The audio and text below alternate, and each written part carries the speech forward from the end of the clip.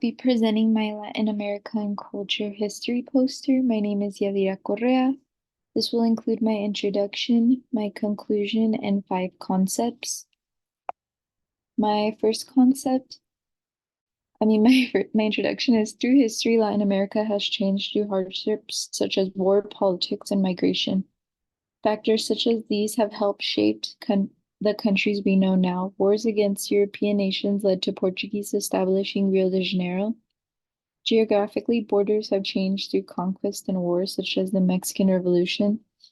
Chile's striving to break the communist political system led to major moves politically. Impactful moments in history have led to the modern Latin Americas. The Pachama, or Mother Earth, is being protected by women breaking gender norms.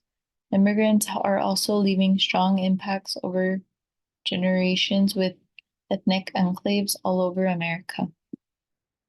My first concept is Brazil, race, and identity. Fleeing a French invasion 1807, Portuguese royals fled overseas and established Rio de Janeiro. In 1822, Brazil had gained its independence from Portugal and was a free nation. However, the original Portuguese roots have stayed in Brazil. The main language spoken in Brazil is Portuguese, and many traditions still come from Portuguese roots. This comes from Module 4, Identity and Race in 19th century Brazil. Esteban Córdoba. My next concept is the Mexican Revolution. During the early 1900s, Mexico was a divided nation. There was a lot of influence for those who were wealthy. This led to cries amongst the lower class. There was constant fights amongst the people, whom were mainly divided between Carranza, Villa, and Zapata. The people were fighting to keep their land from those in power because of many indigenous people. It is all they had. They planted, harvested their food, raised livestock, and built homes on this land. There was no money to purchase elsewhere, and yet their land was at risk to be stolen from them.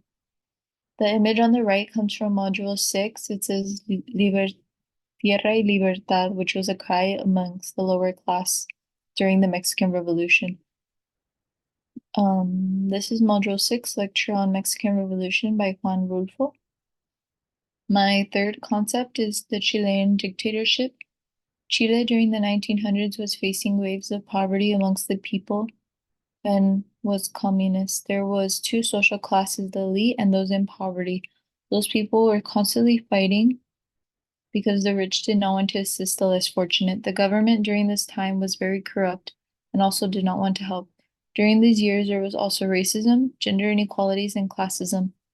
This goes on for years, and the scars of the divided nation have stayed. The film Machuca brought to light the struggles going on during the late 1900s, the struggles to stay alive for those less fortunate while the elites continued to live well above their means.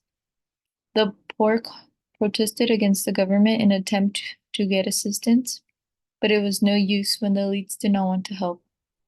Instead of wanting equality for all of them, they wanted to stay rich while the rest of the country was suffering and not able to put food on the table. This comes from Module 7 lecture, and the film Machuca was Wood 2005. My next concept is Pachama, Women Protectors of the Environment. Pachama represents Mother Earth and how the protection of the environment is a priority. Indigenous people strongly believe in the protection of the planet and its natural resources. Women in Peru and Ecuador are homemakers. Their gender roles are similar: to raise children, clean, and sometimes raise livestock. However, in the past few years, they have dedicated their time to protecting their land from gold extraction. The women of Ecuador began a group bringing awareness about the protection of Pachama. This had been a strive forward in breaking gender roles, having women lead marches and advocating for the environment. On the right is their logo, Frente de Mujeres Defensoras de la Pachama, and below is the march, which was pictured in Module 11. And overall, Pachama was from Module 11, Lecture and Video, Defenders of the Pachama. Moving on to my last concept is migration and ethnic enclaves. Migration can occur because of a push and pull factor. There are things occurring in migration's home countries pushing them to leave. These factors can include violence, politics, and economy. The pull factor are countries who have something to offer or have greater opportunities, tempting people to migrate. Migrants often settle within communities surrounding home countries, their home countries. These communities are called ethnic enclaves. These communities tend to make immigrants feel safer. Examples of ethnic enclaves are Cuban migrants in Miami, specifically Little Havana, Mexican migrants in Los Angeles in places such as La Placita Olvera, and then Italian migrants in New York in Little Italy. The image on the left is Placita Olvera in Los Angeles, and below is the source, Module 12, lecture and slides, Migrations, Complexities, Assimilations, and Discontents, Rambut, 2008. And in conclusion, Latin America has faced wars, politics, and poverty through the years of struggle amongst the Latin Americas. They have all been left with scars of past generations, such as growing up in the state of communism or a divided nation.